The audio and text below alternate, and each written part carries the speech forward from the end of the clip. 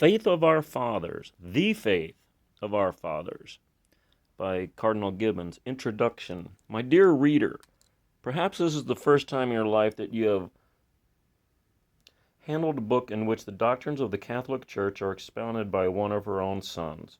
You have, no doubt, heard and read many things regarding our church, but has not your information come from teachers justly liable to suspicion? You asked for bread, and they gave you a stone. You asked for fish, and they reached you a serpent. Instead of the bread of truth, they extended to you the serpent of falsehood. Hence, without intending to be unjust, is not your mind biased against us because you listen to false witnesses? This, at least, is the case with thousands of my countrymen whom I have met in the brief course of my missionary career. The Catholic Church is persistently misrepresented by the most powerful vehicles of information. She is attacked in romance of the stamp of Maria Monk, in pictorials like Harper's, in histories, so-called like those of Peter Farley, in a large portion of the press and in pamphlets and especially on the pulpits, which should be connected to truth and clarity, also is the victim of the foulest slanders. Upon her fair and heavenly brow, her enemies out, it doesn't say cut, it looks like out.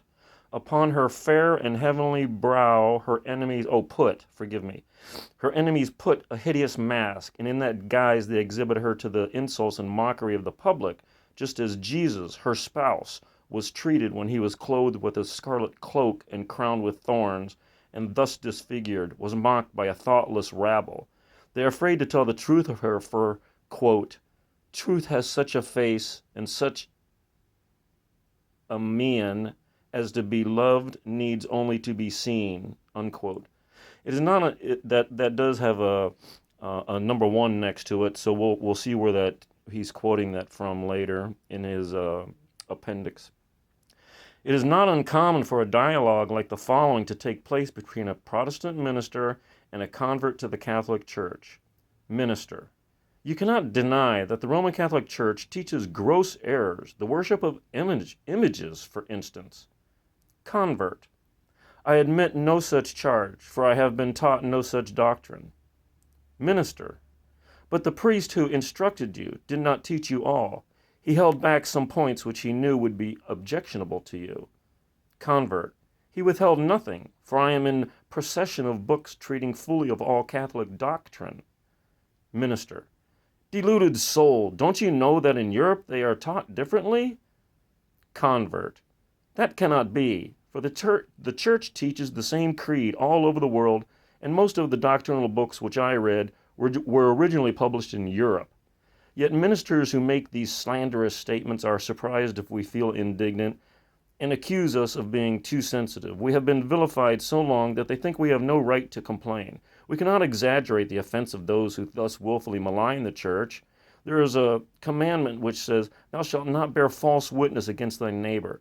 If it is a sin to bear false testimony against one individual, how can we characterize the crime of those who calumniate 225 million human beings by attributing them to doctrines and practices which they repudiate and abhor?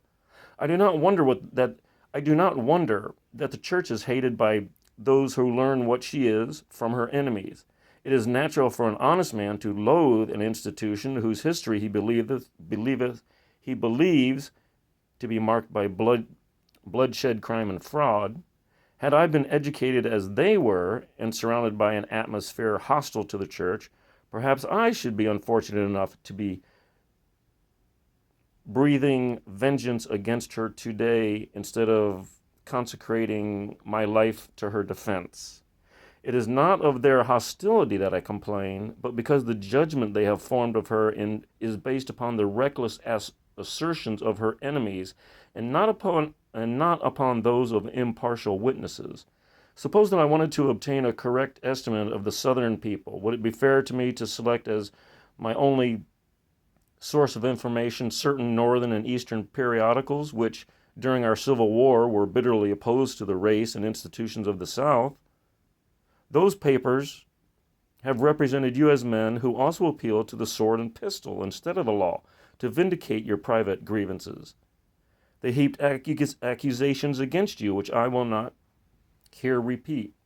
Instead of taking these publications as the basis of my information, it was my duty to come among you, to live with you, to read your lives by studying your public and private character. This I have done, and I have cheerfully bear witness to your many excellent traits of mind and heart. Now I ask you to give the Catholic Church the same measure of fairness which you reasonably demand of me when judging of Southern character. Ask not her enemies what she is, for they are blinded by passion. Ask not her ungrateful, renegade children, for you never heard a son speaking well of the mother whom he had abandoned and despised. Surely study her history in the pages of truth. Examine her creed. Read her authorized catechisms and doctrinal books. You will find them everywhere on the shelves of booksellers, in the libraries of her clergy, on the tables of Catholic families. There is no Freemasonry in the Catholic Church. She has no secrets to keep back. She has not one set of doctrines for bishops and priests and another for the laity. She has not one creed for the initiated and another for outsiders. Everything in the Catholic Church is open and shoved and above board. She has the same doctrines for all, for the Pope and the peasant.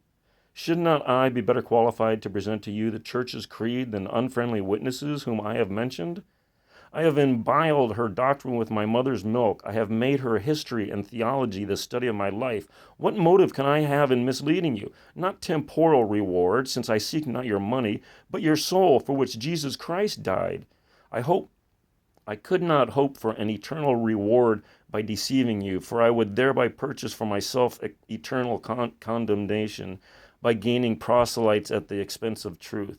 This, friendly reader, is my only motive. I feel in the depth of my heart that in possessing Catholic faith, I hold a treasure compared with which all things earthly are but dross.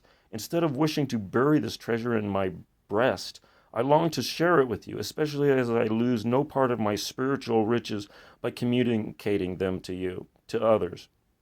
It is to me a duty and a labor of love to speak the truth concerning my venerable mother, that's capital M, especially as she is so much maligned in our days. Were a tithe of the accusations true which are brought against her, I would not be attached to her ministry, nor even to her communion, for a single day. I know these charges to be false. The longer I know her, the more I admire and venerate her. Every day she develops before me new spiritual charms. Ah, my dear friend, if you saw her and her children see her, as her children see her, she would no longer appear to you so as typified by the woman of Babylon, but she would be revealed to you bright, quote, bright as the sun, fair as the moon, unquote, with the beauty of heaven stamped upon her brow, glorious, quote, as an army in battle array, unquote. You would love her, you would cling to her and embrace her. With her children, you would rise up in reverence and call her blessed. Consider what you lose and what you gain in embracing the Catholic religion. Your loss is nothing in comparison with your gain. You do not surrender your manhood or your dignity or independence or reasoning powers. You give up none of these revealed truths which you may possess already. The only restraint imposed upon you is the restraint of the gospel, and to this you will not reasonably object. You gain everything that is worth having. You acquire a full and connected knowledge of God's revelation. You get possession of the whole truth as it is in Jesus. You no longer see it in fragments, but reflected before you in all its beauty as in a polished mirror. Your knowledge of the truth is set only complete and harmonious, but is not. Your knowledge of the truth is not. It has to be not.